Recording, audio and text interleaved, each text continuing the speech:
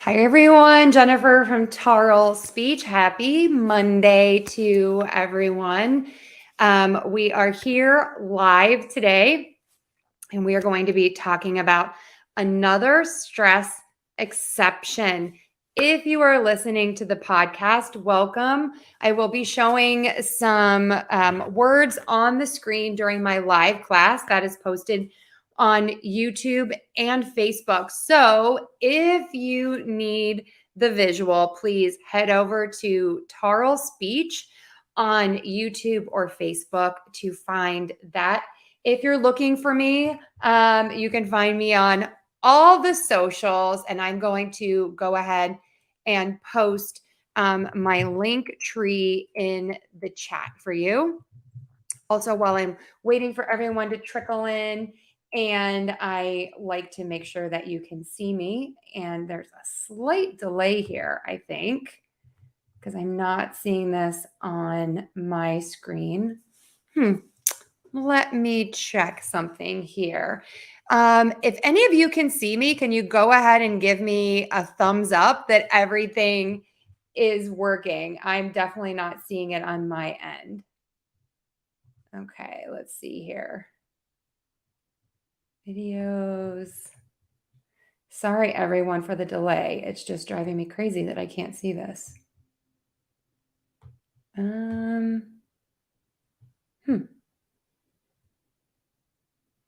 Aha, finally. There we are. Okay, someone can see me. This is all fantastic. Okay, thank you. I can see myself. So again, I am Jennifer Tarle. Sorry, I got a little off topic there. Again, if you are watching this live, welcome. If you're listening on the podcast, welcome as well.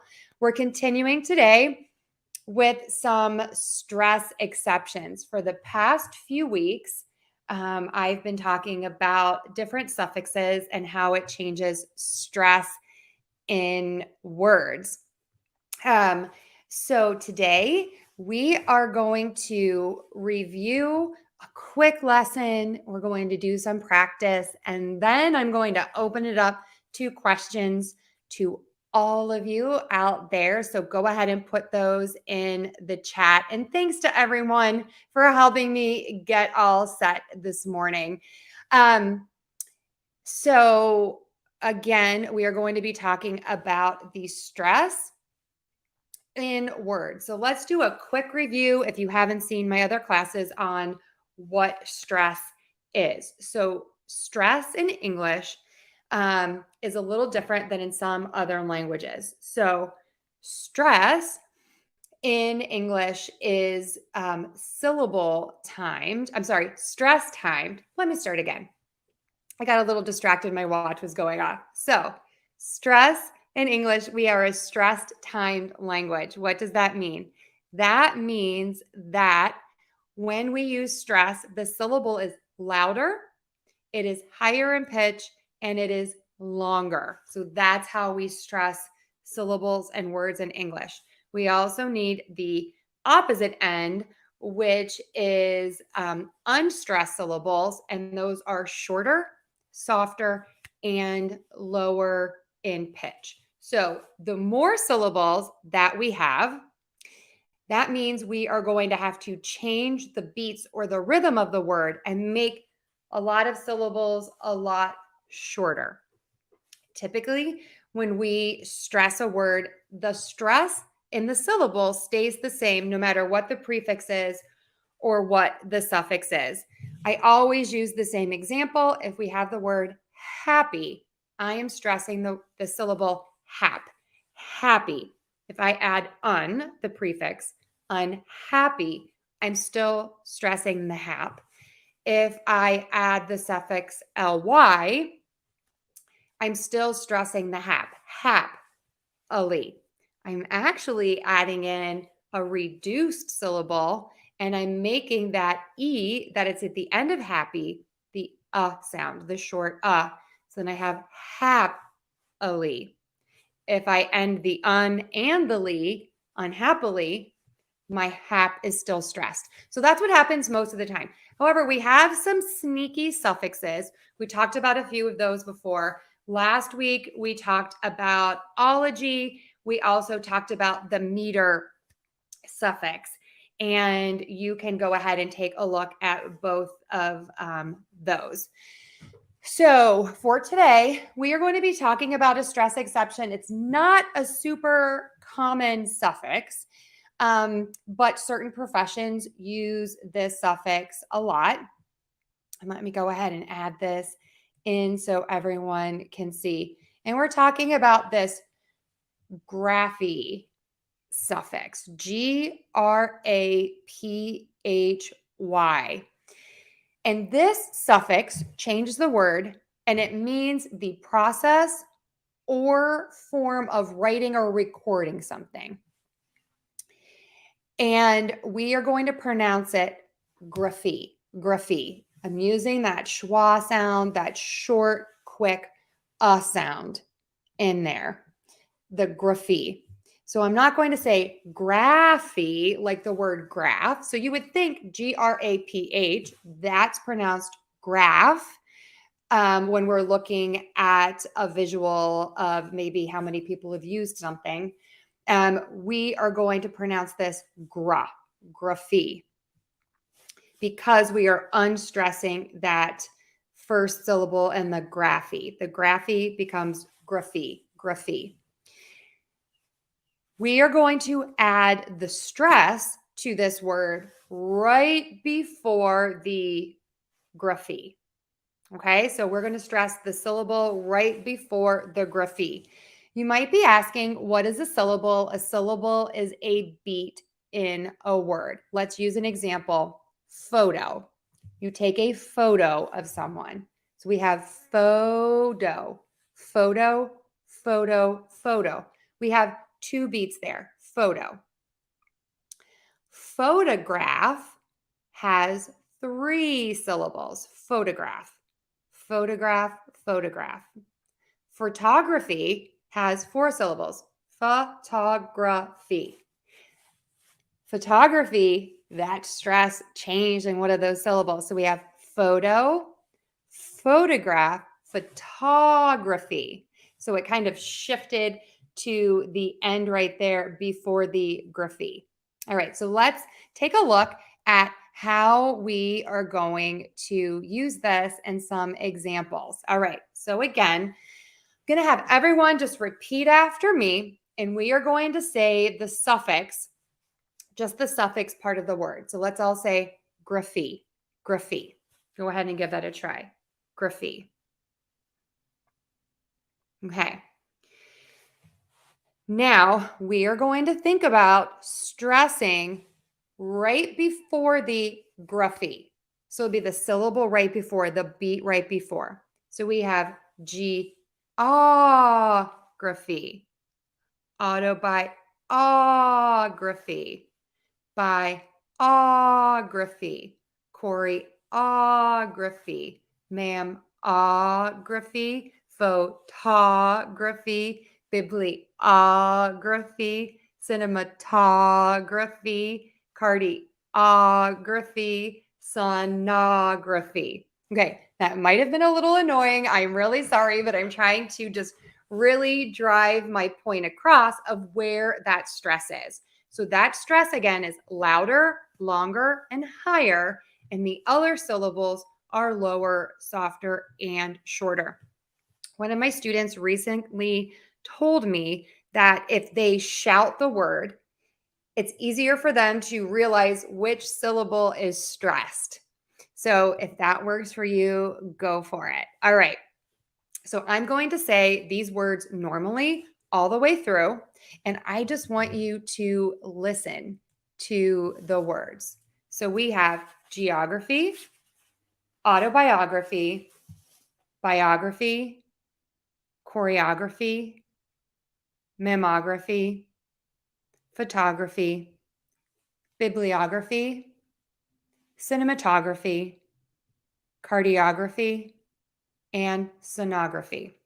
Okay, so now I'm going to say each word, and I want you to go ahead and repeat after me. All right.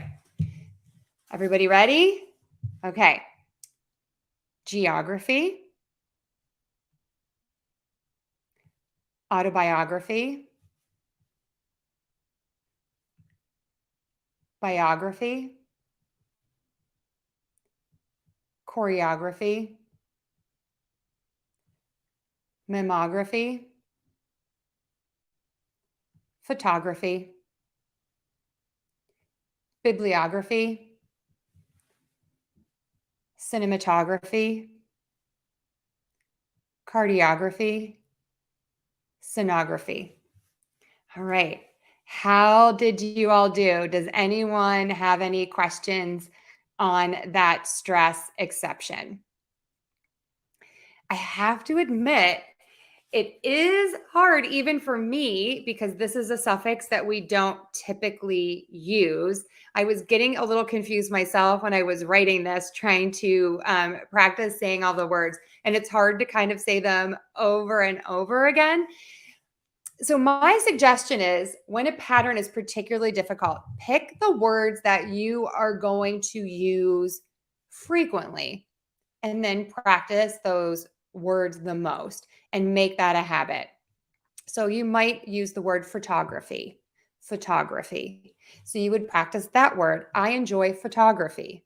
Do you enjoy photography? And just practice that word over and over and over again. For all of you physicians out there, this is a big suffix for you. And this is a really good one to master in general because you might come across something in a report that is a different sort of imaging, and then you can understand how to pronounce this and what the word attack skill is for this. Okay, so that's it. Short and quick one for today. And so now I am going to take some questions. All right, so we've got a hello. Hello there. And another hello. Good morning. And good afternoon to wherever you are. It's afternoon here too, just afternoon. Thank you for telling me you can hear me. Okay, question number 1. Do these words sound the same? Foxes and foxes. Yes, they do. So we have a general rule in English for ending words with an S or the apostrophe S. And the rule, I'm going to put it in the chat here. I'm just putting that video in, is for how to say S endings in plurals, possessives, and third person singular verbs. I'm going to go ahead and put this in again with the title. In general, you can watch the class later. When a word ends in a voiceless sound, we are going to end that word in an S. If it ends in a voiced sound, we're going to end it in another voiced sound, a Z. And if it ends in a sound that has a more hissing quality, that's called a strident, we are going to add an is to the end. So spelling typically helps us here because we spell foxes with the ES. So for once, spelling does help here in English. So when you see that ES added to a word, we're going to say is. But then you do have to think about that apostrophe S. What kind of a sound is it coming after? Fox. You have that hissing sound there. That's the sound it ends in. So then we're going to add is. If you think about it, it's almost too difficult to say foxes to add another S or foxes to add a Z. It's easier to end with that is combination. So I hope that helps. All right. Yes, all of those words sound the same. Just answered that. And hello to you. All right, moving right down here. Are princes and princess homophones? No. So princes has the stress on syllable 1. Princess, we're going to stress princess, princess, princess, princess. I said that wrong. So we have princes with an is at the end and princess with the ses at the end. So is versus s. It's very subtle difference, but they are different. What does the word to tut mean? Do not tut. I don't know. I'm really sorry. I can Google it quickly, but I really don't know what to tut means. Anybody else here know this word? It says it's used to express disapproval or annoyance. I'm sorry, I haven't heard this one. But maybe someone else will when we get down to the other questions. And hello, thanks for being here. Do Americans ever say fatherland or motherland, or do they just say homeland? I mostly hear homeland. That's not to say that people in certain regions of the country don't say those, but I mainly hear homeland. I will hear motherland, I guess, every once in a while. It's not as common as homeland. So I would go with homeland as probably being the most common. Photography is pronounced T. Let's see. Photography. Yes. I would say photography. Yeah, with the T. Photography. Photography. But then I would say photo with the flap T. Photograph with the D. Oh, what do you call, this is a great question, the substance that is in your eyes after you wake up? Is it eye mucus, sleep crust? I call it sleepers or eye crusties. That's what we say in my house. I'm sure there might be other things. So if anyone has any other words that they use in their house, that's all I can kind of think of right now. Okay. I think, oh, here we go. There's some more that just popped up. Hello. Well, thank you for saying hello, beautiful. That's so sweet. Oh, toot the horn. So that's maybe what you're hearing is toot. Toot is spelled T-O-O-T, and that means like to honk or to make a horn sound. Okay. Well, Jesus, awesome. Good for you. Please let me know if you have any suggestions. So Jesus teaches American English pronunciation as well, and he loves the topic of word and syllable stress. I do too. I will say that a lot of people do not look for this as in terms of a lesson. Maybe I'm coding everything wrong. So if any of you out there have ideas on other topics that you would like to see, please let me know. Jesus, if there's a topic that you and your students want to learn more about, please let me know. Also, I do love to do guest spots in classrooms, and I do teach virtually and in person around the world. So if you are interested in hosting a class, I would love to come to your beautiful countries and teach, or just pop in as a virtual guest in one of your classes. What does the Chinese dialect express behind you? Oh my goodness, I can't 100% remember, but it's something about getting a lot of business. I can't remember the exact words. If someone here can read this, please let me know what this says. All right. Moving along here. Oh, and thank you. Someone just said that I'm doing a great job. Keep up with it. I have trouble with hold on. Oh, do you mean knowing what hold on means? It means to wait. Hold on. Give me a minute. Just wait. So someone might say this at Starbucks. Hold on.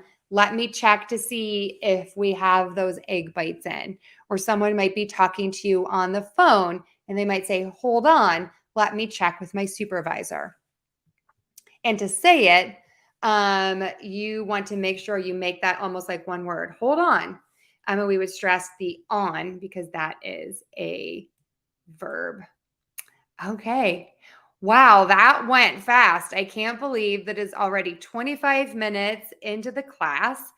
I'll wait for a few more questions. As you all know, if you've been attending my classes, I'm trying to keep these short and sweet per your request.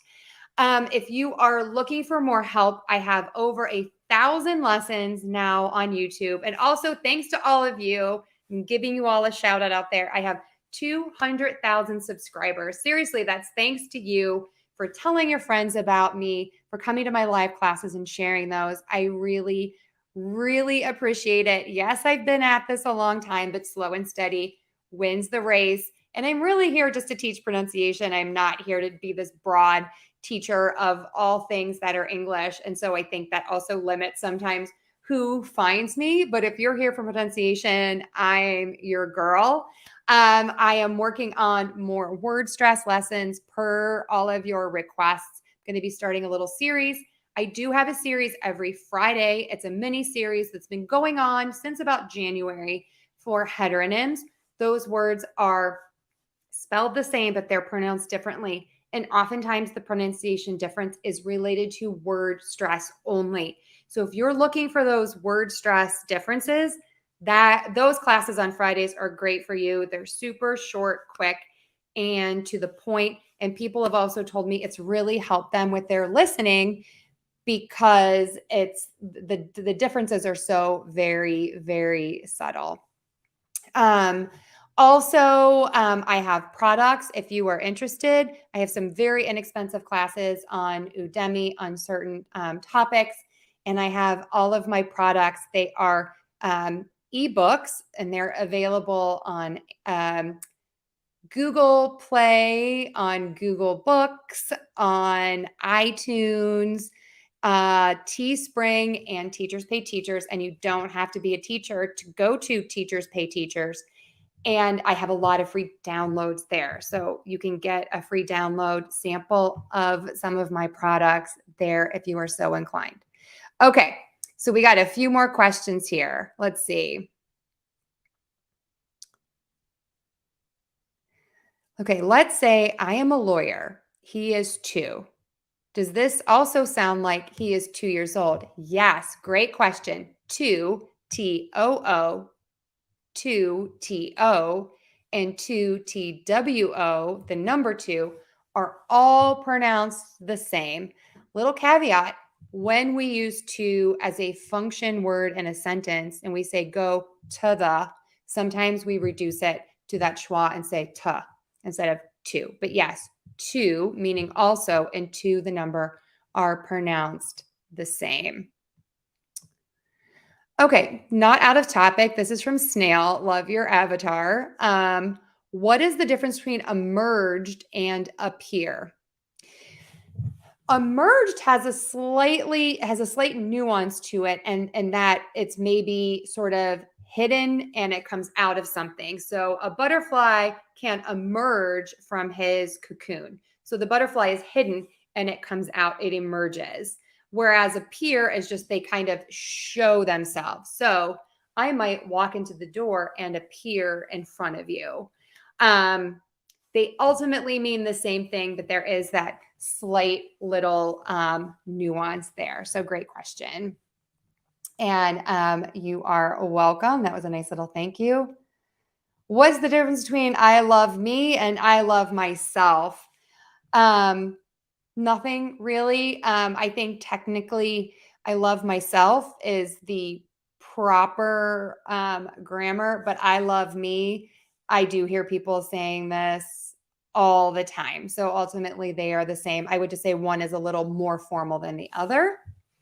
And hello, Rodrigo.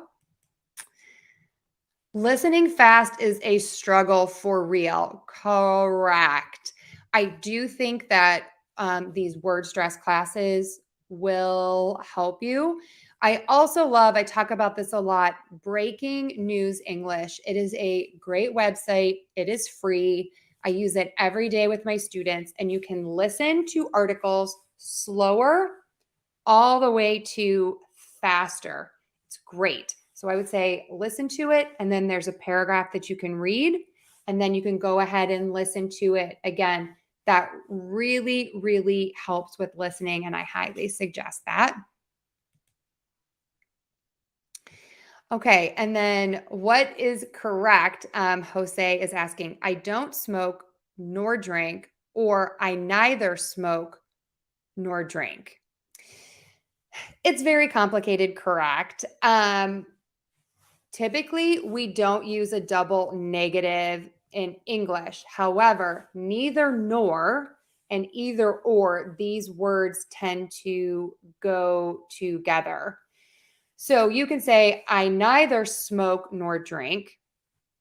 A little side note, you can say, I neither or neither. Those are both fine pronunciations. I neither smoke nor drink, or I neither smoke or drink. I hear that too. Or I don't smoke or drink. I usually don't hear I don't smoke nor drink. I would usually hear or there. But again, neither nor go together, either or go together. Both of those are fine. There are differences and variations. I would say I don't smoke or drink. That is what I would say. So I would go with that.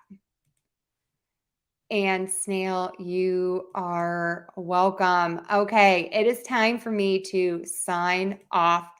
I really, really, really appreciate all of you. Again, thank you for getting me to 200,000 subscribers. Just little old Jennifer, I can't even believe this is like happening. Check out my products. I also have relaunched my Tarle Speech Kids YouTube page, and I will go ahead and put that in the chat. And I am actually putting a lot of product recommendations there for games and for books and all types of things that you might be looking for to improve your English. And I'm sorry, I'm trying to pull this up and I'm having trouble talking and typing at the same time. So you can go there and you can find all of my recommendations. Some people have also been asking me about other products like I use for my videos and things. And I've also started an Amazon page, which is at Tarle Speech, and I'll put that in the chat as well. And so you can find, all of my product recommendations there, just so I don't bombard you on my YouTube page. So again, thank you so much. If you want to listen to the podcast, head on over to wherever you find your podcasts. Oh my gosh, Jose, I hope I have 1 million subscribers too, because my daughter really wants me to get that next play button. So anyway, thanks again, everyone. Have an amazing day, and I will see you all soon.